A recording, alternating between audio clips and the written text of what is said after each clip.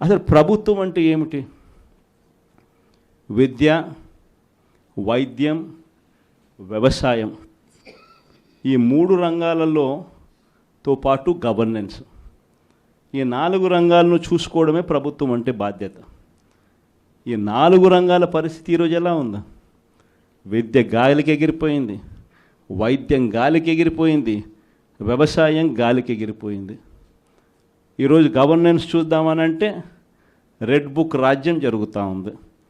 ట్రాన్స్పరెంట్గా door to door delivery జరిగే పరిస్థితి నుంచి, ఇంటి వద్దకే పాలన దగ్గర నుంచి ఈరోజు తెలుగుదేశం పార్టీ కార్యకర్తల చుట్టూ తిరగాల్సిన పాలన మళ్ళీ స్టార్ట్ అయింది. ఈరోజు జరుగుతూ ఉన్న గవర్నెన్స్. మరి ఇలాంటి నేపథ్యంలో మనం అంతా కలుస్తూ ఉన్నాం.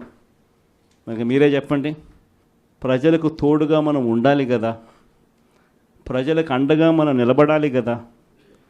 ప్రజలకు తోడుగా నిలబడగలిగినప్పుడే వాళ్ళ మీద ఉన్న వ్యతిరేకత మన మీద, మన నాయకుల మీద సింపతి కింద కన్వర్ట్ అవుతుంది.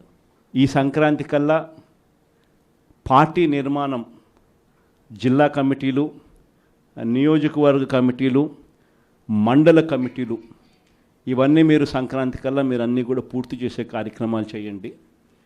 దాని తర్వాత జనవరి, ఫిబ్రవరి నుంచి, జనవరి చివరిలో కానీ ఫిబ్రవరి మొదటి వారం నుంచి కానీ నా ప్రోగ్రాములు కూడా స్టార్ట్ అవుతాయి. నేను కూడా జిల్లాలకు వస్తాను, నేను కూడా జిల్లాల్లోనే నిద్ర చేస్తాను. ప్రతిరోజు ఒక 2 నియోజకవర్గాలు చొప్పున కార్యకర్తలందరితో కూడా మమేకమయ్యే కార్యక్రమం చేసే కార్యక్రమానికి శ్రీకారం చుడతాను. నా ప్రోగ్రాంలో ఒకసారి స్టార్ట్ అయిన తర్వాత మండల స్థాయి నుంచి గ్రామ స్థాయి దాకా పార్టీ బలోపేతం చేసే విధంగా చర్యలు తీసుకునే కార్యక్రమానికి మనం శ్రీకారం చుడతాం. విలేజ్ కమిటీసు, బూత్ కమిటీసు, వీటిని సంబంధించి ఎలా వీటిని అన్నిటినీ కూడా బలోపేతం చేయాలి, వీటిని అన్నిటినీ ఆర్గనైజ్డ్ పద్ధతిలోకి ఎలా తీసుకుని రావాలి. సోషల్ మీడియా అన్నది ఒక బలమైన ఆయుధంగా కూడా మనం ఎలా ఉపయోగించుకోవాలి అన్నది కూడా చెప్పేటివన్నీ కూడా నేను ఎప్పుడైతే జిల్లాలకు వస్తానో అప్పుడు నా కార్యక్రమంలో ఇవన్నీ కూడా మీరు నేను అందరం కలిసికట్టుగా డిస్కస్ చేసి ఇవి గ్రామ స్థాయిలోకి పర్కులేట్ అయ్యేట్టుగా మీరు నేను అందరం కలిసి అడుగులు వేస్తాం. ఎందుకనంటే ఈరోజు మనం యుద్ధం చేసేది ఒక చంద్రబాబుతో కాదు, ఒక ఈనాడు, ఒక ఆంధ్రజ్యోతి, ఒక TV5 ఇలాంటి ఒక చెడిపోయిన ఒక సామ్రాజ్యంతో యుద్ధం చేస్తూ ఉన్నాం. వీళ్ళని ఎదుర్కోవాలి అంటే, ఆ మీడియా సామ్రాజ్యాన్ని మనం ఎదుర్కోవాలి అంటే మనకున్న ఏకైక అస్త్రం మన చేతుల్లో సెల్ ఫోన్. ప్రతి ఒక్కళ్ళం మనలో మన దగ్గర నుంచి మొదలెడితే గ్రామ స్థాయిలో ఉన్న ప్రతి విలేజ్ కమిటీ మెంబర్ దగ్గర నుంచి బూత్ కమిటీ మెంబర్ దాకా ప్రతి ఒక్కరికి కూడా వాళ్ళ ఫోన్ అనేది ఒక ఆయుధం కావాలి. మీకు గుర్తుందో లేదో, పెన్షన్ మన హయాంలో ఎన్నికల నోటిఫికేషన్ ఇచ్చే టయానికల్లా మన హయాంలో పెన్షన్లు దాదాపుగా 66,34,742 ఉంటే ఎన్నికల నోటిఫికేషన్ వచ్చే టయానికి ఈరోజు చంద్రబాబు నాయుడు గారు వచ్చే టయానికల్లా డిసెంబర్ నాటికల్లా పెన్షన్లు చూస్తే 62,81,000 తగ్గిపోయినాయి. అంటే 3,53,000 పెన్షన్లు ఇప్పటికీ కటింగ్. ఇది కాక ఇంకా వికలాంగుల మీద చంద్రబాబు నాయుడు మళ్ళీ ఒక కమిటీ వేసి ఇంటింటికి వికలాంగులు ఎలా ఉన్నారు అని చెప్పి ఇంటికి పంపించి వాళ్ళ పెన్షన్ ఎలా కట్టింగ్ చేయాలని చెప్పి అప్పుడే స్టార్ట్ చేసినాడు. అంటే ఈయన ఉద్దేశం ఈ మార్చి కల్లా ఇంకొక 3 లక్షల పెన్షన్ తగ్గించాలని.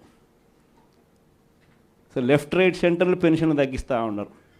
పెన్షన్ ఎవరికైతే రాకుండా పోతుందో వాళ్ళు ఫోటో తీయడం పెట్టడం, ఎందుకు నాకు పెన్షన్ ఇవ్వడంలా. అలా మా స్కూళ్ళ పరిస్థితి ఏమిటి, మా కాలేజీల పరిస్థితి ఏమిటి, మా ఊరిలో ఉన్న హాస్పిటళ్ళ పరిస్థితి ఏమిటి అని ప్రతి విషయంలో కూడా మనము ప్రతి కార్యకర్త కూడా విలేజ్ లెవెల్లో ఉన్న కార్యకర్త దగ్గర నుంచి నియోజకవర్గ స్థాయి లీడర్ వరకు కూడా ప్రతి ఒక్కరూ కూడా ఈ ఫోన్ అనే ఒక ఆయుధంతో ప్రజలను జాగృతం చేయాల్సిన అవసరం ఉంది. ఇవన్నీ కూడా రాబోయే రోజుల్లో గ్రామ స్థాయిలోకి మనం తీసుకొని పోయి ప్రతి ఒక్కరిని కూడా జాగృతి చేసే కార్యక్రమం ఉంది. ఇన్ఫ్యాక్ట్ ఇవన్నీ కూడా రాబోయే రోజుల్లో అందరం కలిసికట్టుగా అడుగులు వేసి చంద్రబాబు నాయుడు గారి ప్రభుత్వాన్ని గట్టిగా నిలదీసే కార్యక్రమం చేయాలి. బహుశా కార్యకర్తలకు సంబంధించి ఇంతవరకు ఒక మాదిరిగా చూసాం. కార్యకర్తలను ఇక్కడ కాదు, కార్యకర్తలను ఇంకా గొప్పగా చూసుకునే కార్యక్రమం కూడా జరగాల అని చెప్పి కూడా ఆలోచన చేస్తాను. మీ అందరికీ కూడా నేను ఈ విషయం భరోసా ఇచ్చి కూడా చెప్తా ఉన్నా. ఈసారి మాత్రం కార్యకర్త అనేవాడు వైఎస్ఆర్సీపీ జెండా మోసిన ప్రతి ఒక్కరికి చెప్తా ఉండా, ఈసారి జగన్ మీకు ఖచ్చితంగా భరోసా ఇస్తాడని చెప్పి మాత్రం హామీ ఇస్తాను. ఎందుకనంటే ఈ మాదిరిగా ఎప్పుడు కూడా పరిస్థితి ఎప్పుడు చూడలా, మొట్టమొదటిసారి చూస్తూ ఉన్నాం ఈ మాదిరిగా పరిస్థితి. వీళ్ళంతకు వీళ్ళే కొడతా ఉన్నారు, వీళ్ళంతకు వీళ్ళే దొంగ కేసులు పెడతా ఉన్నారు, వీళ్ళంతకు వీళ్ళే మ్యానుఫ్యాక్చర్ చేస్తూ ఉన్నారు కేసులు, వీళ్ళంతకు వీళ్ళే విట్నెస్లు మ్యానుఫ్యాక్చర్ చేస్తూ ఉన్నారు, వీళ్ళంతకు వీళ్ళే కేసులు పెడతా ఉన్నారు. ఒక మనిషిని ఏకంగా 10 చోట్లకు తిప్పుతూ ఉన్నారు. శ్రీకాకుళం నుంచి మొదలు పెడితే కర్నూలు దాకా ప్రతి జిల్లాలోనూ 4 రోజులు 3 రోజులు పెట్టుకుంటూ తిప్పుతూ పోతూ ఉన్నారు. ఇది నిజంగా మారాలా?